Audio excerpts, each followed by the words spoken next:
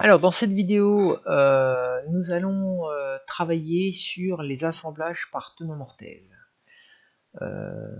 Nous repartons sur la même base que la porte à coupe à 45. Nous avions fait des codes paramétrés que vous retrouvez ici avec largeur de cadre, hauteur de cadre, largeur des pièces et épaisseur des pièces. J'ai changé les paramètres. Il s'appelait avant largeur de porte, hauteur de porte. Donc quand vous allez dans paramètres ici, éditer liste, vous avez la possibilité ici de modifier les paramètres.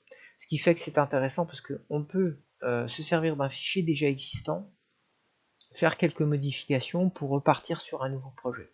Donc ça c'est quelque chose de plutôt intéressant. Les paramètres sont créés, tout est créé, ce qui fait que vous pouvez retravailler d'une manière assez simple.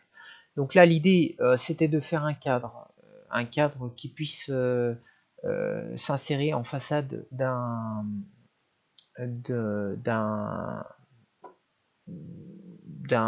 placard ou d'un ensemble mélaminé pour avoir une façade massive. Et pour le coup, la largeur du cadre ne sera peut-être pas de 80, on peut passer sur un minimum de 40. Voilà, on serait sur un cadre un petit peu qui aurait cette forme-là, qui viendrait se mettre donc sur un caisson de cuisine par exemple. Voilà. Alors pour faire un assemblage tenon mortaise, là on avait fait une conception de base où nos traverses, nos montants étaient filants. Là on sait très bien que pour un tenon mortaise, nos montants sont filants, donc nos traverses vont devoir s'arrêter à ras des champs intérieurs. Alors pour faire cette manipulation, on va utiliser ici dans le bloc système ou design, on va utiliser la fonction qui est ici au-dessus qui s'appelle coupe plane. Donc on sélectionne coupe plane. La forme qui est à modifier, c'est la traverse. On sélectionne la traverse. Il nous demande une direction, on sélectionne une arête. Et sur laquelle on a une flèche d'une direction qui nous indique le côté qu'on va vouloir justement couper. Donc on valide le sens de la direction. Il nous demande si on veut un décalage. On ne veut pas de décalage. On veut que la traverse arrive contre le champ du montant. Et on va utiliser comme outil en fait la surface. C'est-à-dire qu'on veut que la délimitation se fasse sur la surface du montant. Et voilà, le tour est joué. On fait pareil pour la suite. Forme à modifier la traverse, la direction. On modifie le sens, on valide. On revalide une deuxième fois parce qu'on n'a pas de décalage. On choisit le champ du montant.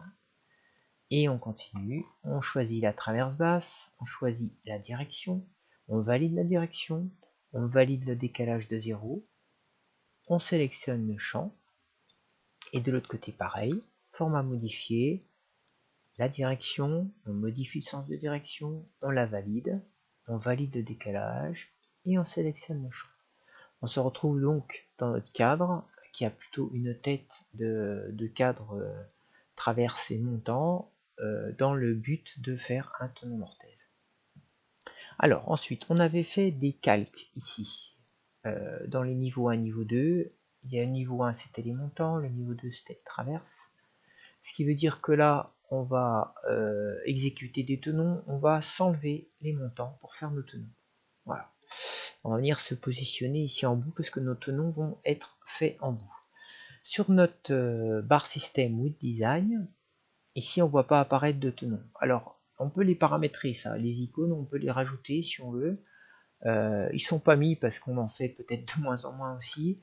Dans le menu déroulant au-dessus, nous avons le menu bois dans lequel on va retrouver ici des tenons.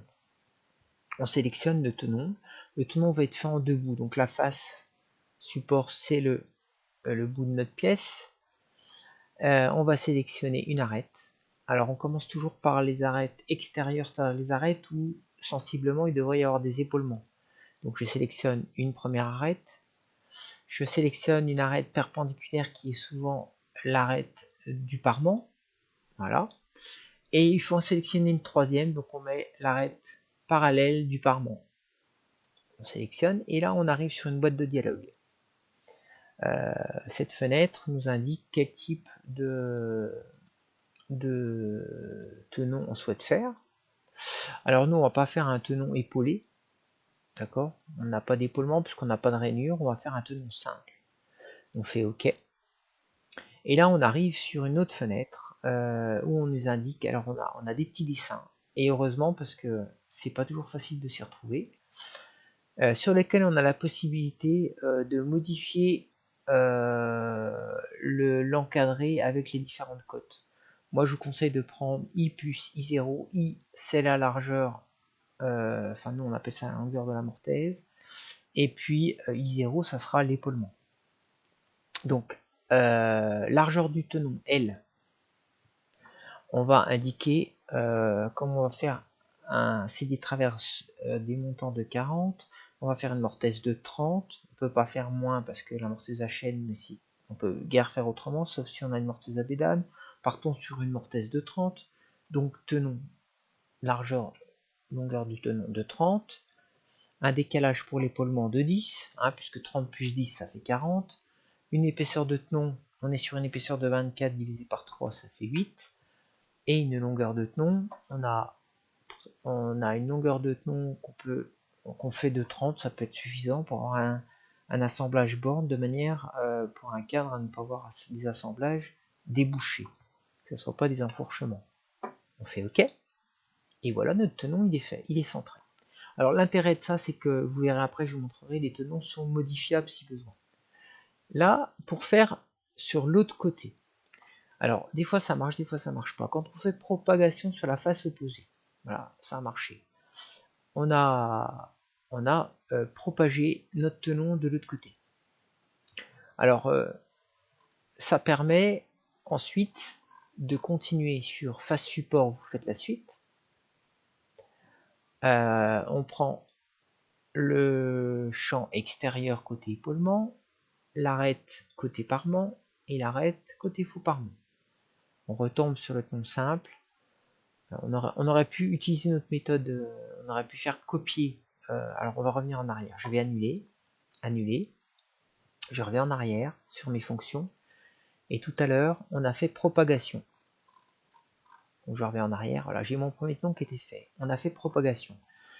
L'avantage quand on fait copier, c'est qu'on copie en fait les valeurs qu'on a déjà mis et on n'a plus qu'à sélectionner la face support, le champ extérieur, le champ côté parement, le champ côté faux parement, et il nous le met comme ça directement. Ce qui fait que du coup, à chaque fois on fait copier et on refait le même principe pour ne pas avoir à refaire à chaque fois, remettre nos valeurs. L'arasement, le parement, l'arête faux parement, voilà, je me retourne, on refait copier tenon, la face, le champ extérieur, l'arasement, enfin le côté parement et l'arête côté faux parement. Voilà, on a fait nos tenons. Maintenant, on va faire les mortaises. Donc pour faire les mortaises, on va supprimer les traverses et on va venir se positionner ici sur les traverses de la même manière et on va donc prendre, on va aller dans le bois et on va faire mortaise. On sélectionne la face support, on sélectionne toujours l'arête supérieure, l'arête du parement et l'arête du faux parement. Et là on a une mortaise simple, on dit OK, et c'est le même principe, exactement pareil. Longueur de la mortaise, on indique 30 mm, le décalage est toujours un épaulement de 10, la largeur petite L, alors pour le coup ils sont plantés, hein, c'est pas largeur, c'est épaisseur de mortaise, 8, et la profondeur de la mortaise, on va mettre du jeu, on va mettre 33 mm. Ok, voilà, la mortaise elle est faite. Et on fait copier mortaise, on sélectionne notre champ opposé, on sélectionne l'arête du dessus, l'arête parement, l'arête faux parement. On fait copier mortaise, le champ, l'arête du bas, l'arête parement, l'arête faux parement. On fait l'autre côté, le champ, l'arête du bas, l'arête parement, l'arête faux parement. Ah, alors là, je sais pas pourquoi, il me redemande les valeurs. Et bon, on va lui redonner les valeurs, c'est pas grave. Donc on a dit largeur de mortaise 30, décalage de 10 mm pour l'épaulement, largeur de la mortaise de 8 et profondeur de la mortaise 33.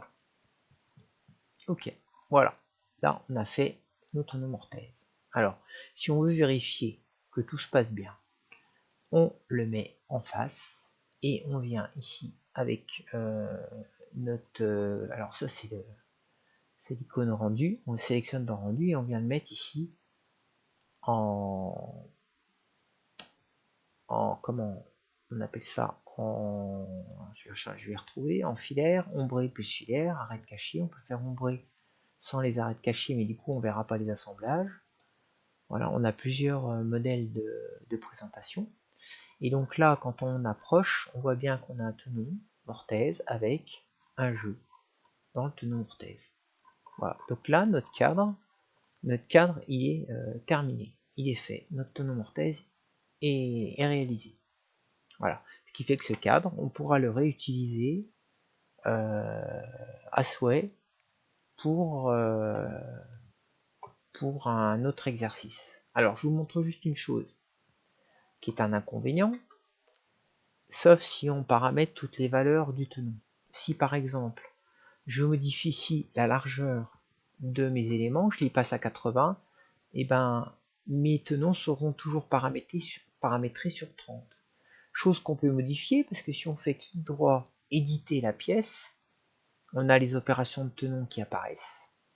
Et ici, quand on va dans tenon, on a mis un décalage de 10, on peut le passer, si on a mis une traverse de 80 divisé par 3, grosso modo, allez, on part sur 30 mm par exemple, et on peut ici mettre une largeur de tenon de 50, ce qui fait que, voilà, on peut modifier.